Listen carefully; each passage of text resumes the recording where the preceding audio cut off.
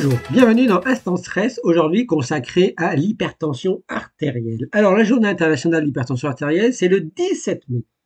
Il faut savoir que l'OMS fait beaucoup de communication sur l'hypertension artérielle pour alerter dans le monde, puisque dans les années 90, l'hypertension artérielle concernait à peu près 650 millions de personnes dans le monde, et en 2019, on en est à peu près 1,3 milliard de personnes.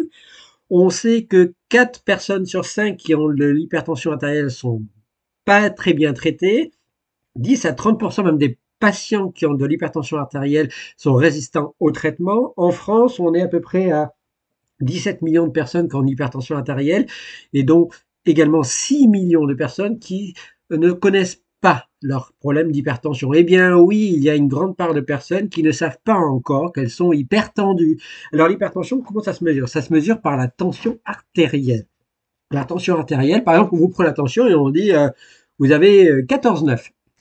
Eh bien, le premier chiffre, ça correspond à ce qu'on appelle la pression systolique. La pression systolique, c'est quand le cœur se contracte. Donc, il montre sa plus grande force. Donc, vous avez ce chiffre-là qui montre la contraction musculaire.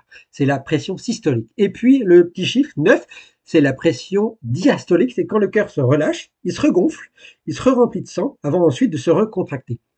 Eh bien, cette pression diastolique, ensuite, il y a une pression systolique et ainsi de suite. Ce qui fait qu'on a le bruit du cœur qui fait pom, pom, pom, avec un silence. Eh bien, cette tension artérielle, je vous ai expliqué 14,9 ou 140-90 mm de mercure. Globalement, quand on dit 14,9, eh bien, c'est la limite. C'est la limite. À partir de 14,9, vous avez de l'hypertension artérielle. En dessous, on fait attention, on surveille.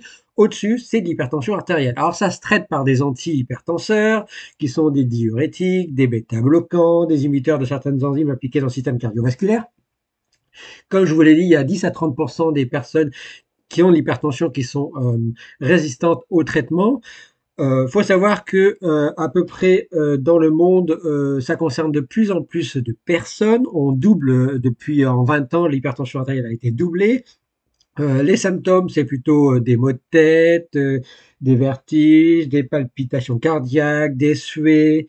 Ça, ce sont des signes d'hypertension artérielle. Et les conséquences de l'hypertension artérielle, lorsque ça traîne beaucoup, c'est quoi? Les accidents vasculaires cérébraux, l'insuffisance cardiaque, des infarctus myocardiques, donc des infarctus du cœur, des arrêts cardiaques. Donc vous voyez, les conséquences de l'hypertension artérielle, peu traitées, pas traitées ou mal traitées, sont extrêmement graves. Et encore plus si, comme on le sait, beaucoup de personnes ne savent pas encore qu'elles sont hypertendues alors qu'elles le sont hypertendues.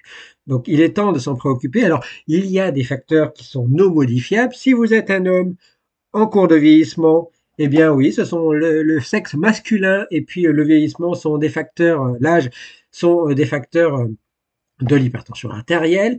Par contre, et puis aussi si on est né de manière prématurée, c'est un facteur de risque d'hypertension artérielle au cours de vieillissement.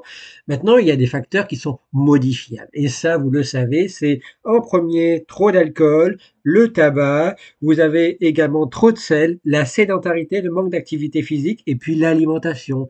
Donc, vous voyez, ce sont des piliers qui permettent ensuite de réguler cette hypertension artérielle. Donc, d'ailleurs, les personnes qui ont l'hypertension artérielle, en général, on leur dit faites du sport, arrêtez le tabac, limitez voire arrêtez l'alcool si possible, réduisez la consommation de sel, de sucre, de gras et ayez une alimentation équilibrée.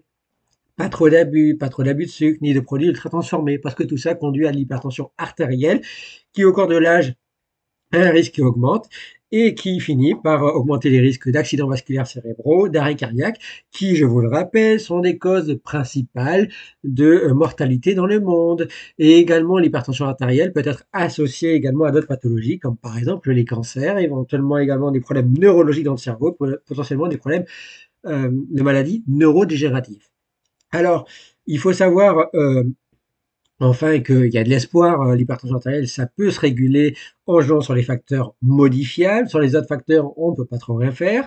Mais enfin, il faut savoir que permettre de connaître son hypertension artérielle et la traiter, ça permettrait dans le monde d'éviter à peu près 76 millions de décès dus aux AVC, dus aux arrêts cardiaques. Voilà pourquoi il est très important de penser à sa tension artérielle, d'aller voir son médecin et de faire une tension artérielle juste pour vérifier de temps en temps. Ça se vérifie régulièrement. Les médecins le vérifient à chaque consultation normalement.